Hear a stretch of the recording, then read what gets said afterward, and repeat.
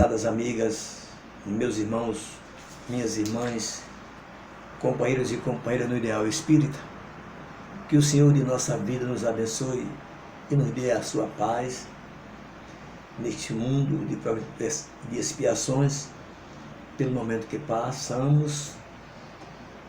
Precisamos muito dessa paz interior para que possamos refletir sobre a atualidade do mundo. Agradecido ao Centro Espírita Luz, Esperança e Caridade pela oportunidade que me concedeu, convidando-me para ir hoje até a sua sede, na rua Mário Gomes Poroca, lá no bairro da Várzea, para que comentássemos sobre um tema proposto pela instituição: o que busca o homem no mundo atual.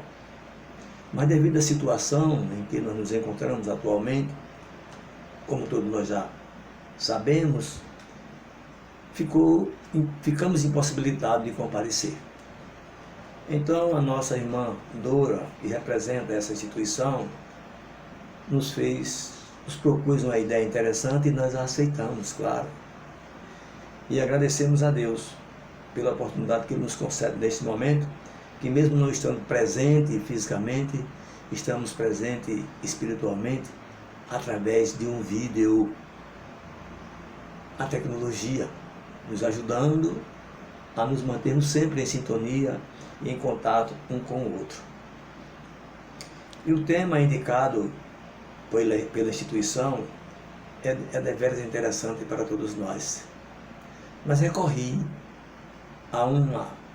aos escritos do evangelista João, no seu capítulo 1, versículo 38, onde está lá escrito: e Jesus, voltando-se para eles que o seguiam, disse-lhes: que buscais? Que buscavam aqueles homens? E quem eram essas pessoas? No início desse versículo nós encontramos explicações de por que essa situação aconteceu. João, o precursor,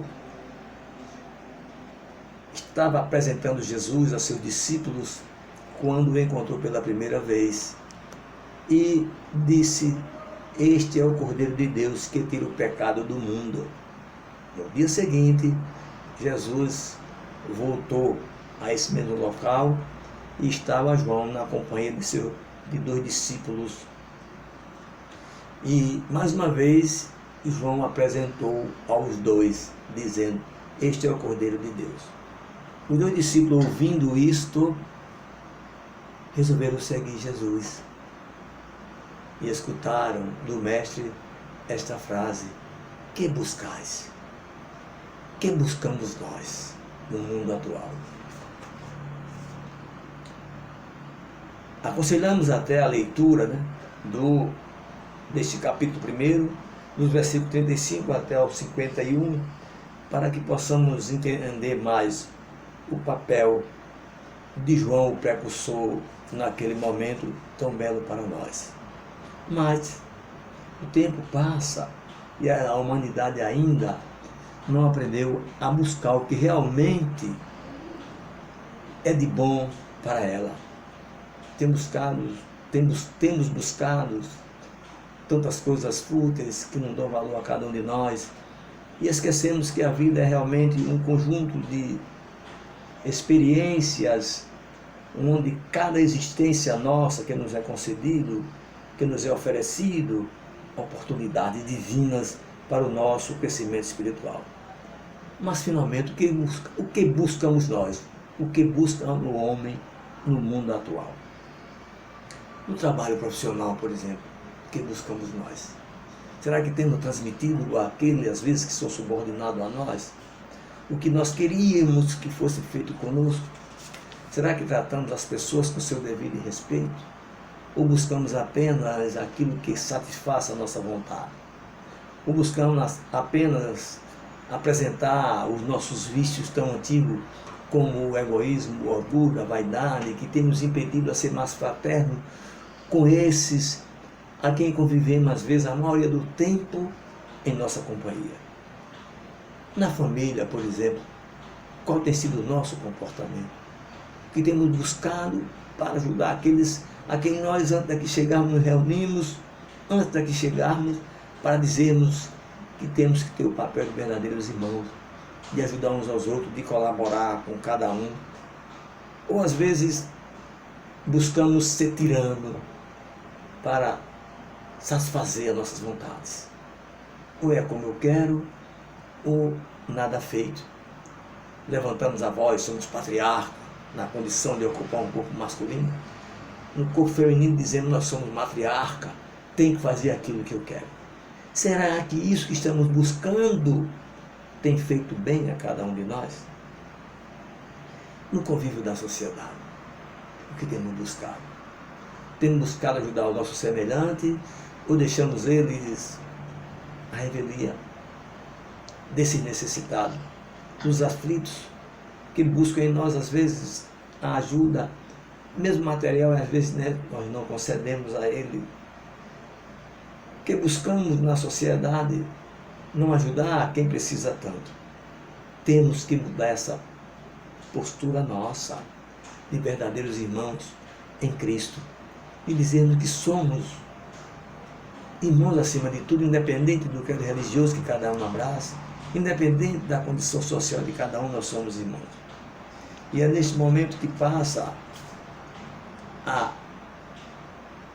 a humanidade por uma situação tão difícil como esta pandemia que está assolando o nosso país, conhecido como coração do mundo, pátria do Evangelho.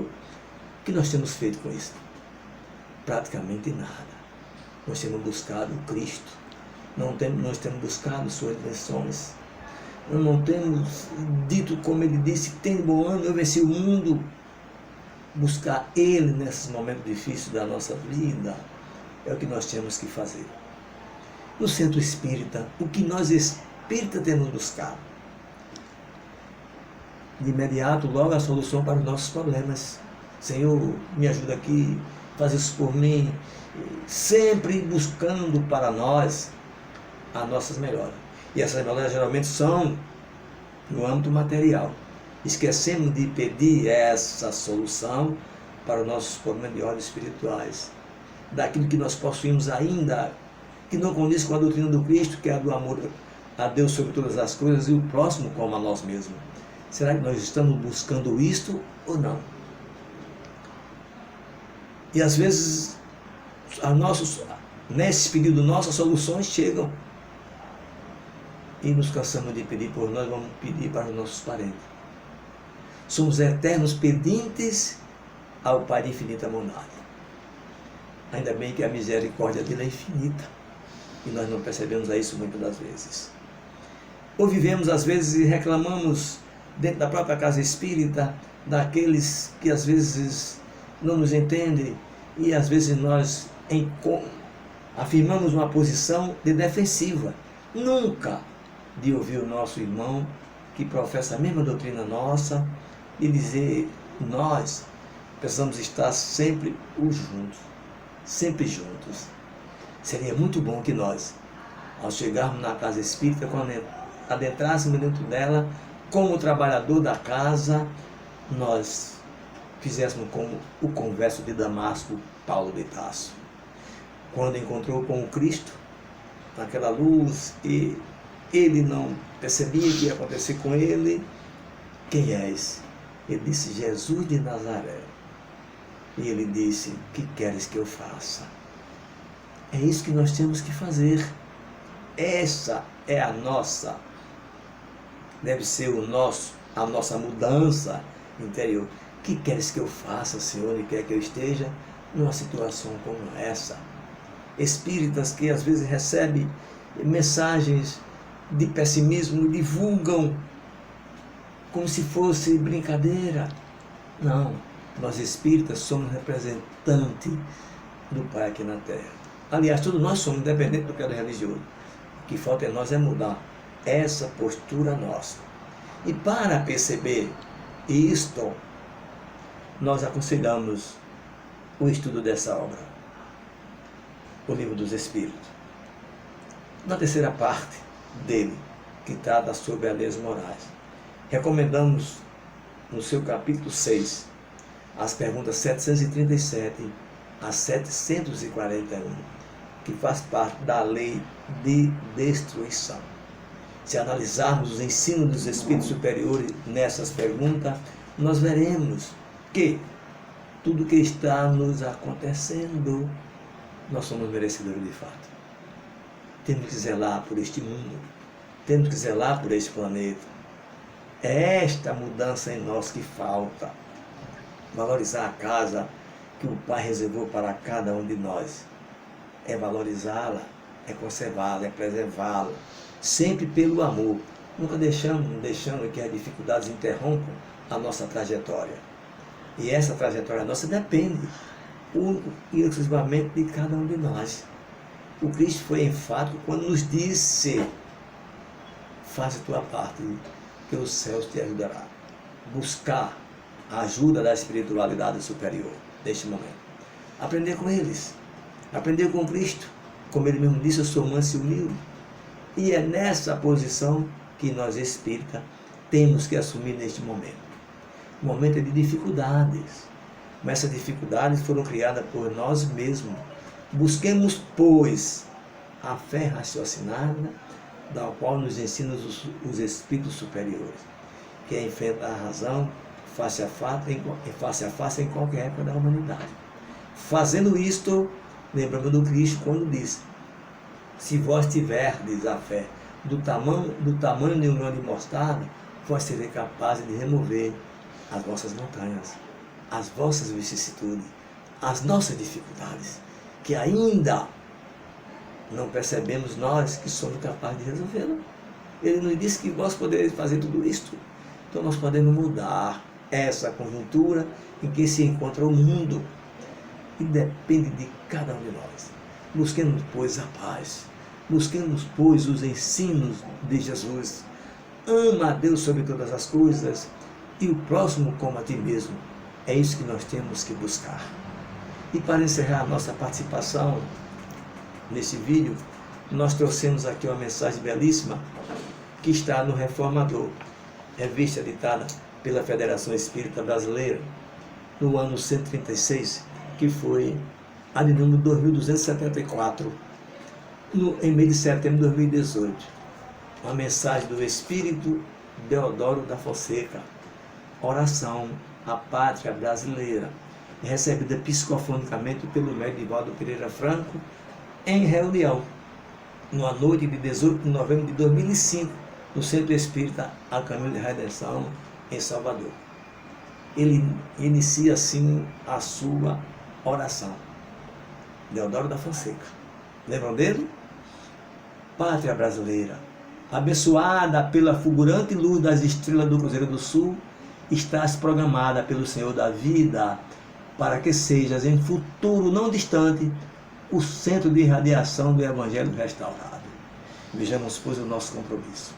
Enquanto a humanidade sofre a noite terrível que se abate sobre a terra, e tu experimentas, solo verdejante, a sombra dominadora do descalabro moral dos homens, na consciência cósmica que te gerou, estão definidos os desafios e rumos para que logres as tuas conquistas em futuro próximo. Dorme nas montanhas em que te apoias e na intimidade das águas oceânicas do Atlântico que te banha de norte a sul, tesouros inimagináveis, que te destacarão mais tarde no concerto econômico das grandes nações. Embora a conspiração deste momento contra as tuas matas grandiosas sobreviverás. As ambições desconcertantes dos madeireiros pecuaristas e agricultores desalmados e dos conciliábulos nefandos que lutam pela destruição da tua Amazônia, que permanecerá como o último pulmão da terra, sustentando a sociedade que hoje se encontra sem rumo. Padeces, na conjuntura atual, a sistemática desagregação dos valores éticos morais, políticos e emocionais, os mesmos que abalam o mundo, mas esses transitórios violadores do dever passarão, enquanto persistirá a tua destinação histórica, pátria do porvir. Conseguiste libertar-te da mancha cruel da escravidão em etapas contínuas que culminaram no gesto audaz da tua filha, que não teve pejo de, na ausência do pai, por fim ao abuso da exploração impiedosa do negro também teu filho, no eito terrível e hediondo da perversidade. Logo depois, já livre do jugo da pátria-mãe que te humilhava, pondo-te em subalterna situação, aspiraste por voos mais altos, que um dia se transformaram em liberdades democráticas que sorriram para ti, e o teu pavilhão verde, azul e amarelo tremulou numa república que a partir de então podia compartilhar do banquete internacional realizado pelos povos livres da terra. É certo que ainda estertoaras neste momento de desafios, quando a cultura cambaleia, a ética desfalece, a moral se perverte e os direitos humanos esquecidos são postos à margem pelos dominadores ignorantes de um dia. Tu, porém, sobreviverás a toda essa desdita, Brasil. Compreende neste momento a desenfreada manobra dos manipuladores da opinião pública e a daqueles que te dilapidam os valores, transferindo-os para os paraísos fiscais da ignomínia e da insensatez. Porque esse hediondo crime contra a tua economia e os milhões de vidas será de duração efêmera. Eles morrerão, deixando tudo em contas secretas, em aplicações de que jamais se utilizarão. Enquanto isso ocorre, gemem em teu solo os filhos da miséria, ocultos nos escombros do abandono. As tuas vidas, as tuas vielas, ruas e avenidas, nos pequenos burgos do interior, nas metrópoles, veem e sofrem inermes a desenfreada correria da violência que se atrela ao selvagem potro da morte, dizimando vidas taladas em plenos alvorecer.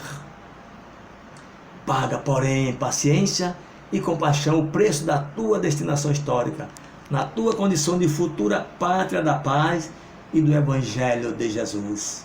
Isto passará, e logo depois da noite sombria, uma aurora de esperanças irá colocar-te no lugar que te está reservado, quando poderás oferecer lições de misericórdia e de solidariedade ao mundo que não perdoa. Tu que te apresentas em forma de um grande coração, simbolizando a afabilidade e a doçura. Oro por ti, Brasil, e por vós, brasileiras e brasileiros, na condição de filho que também sou da terra iluminada pela constelação do Cruzeiro do Sul. Meus amigos, meus irmãos, buscamos esses ensinamentos que têm feito tanto bem a cada um de nós. São respostas da espiritualidade superior que nos convida para meditarmos sobre tudo isto e dizer aquilo que Jesus sempre nos diz: tende bom ânimo, eu venci o mundo. Muito obrigado a todos pela oportunidade que a mim foi concedida e deixo para todos vós o abraço fraterno da nossa Federação Espírita Pernambucana. E voto de muitas prosperidades espirituais a todos que fazem o SELEC. Muito obrigado, que Deus nos abençoe.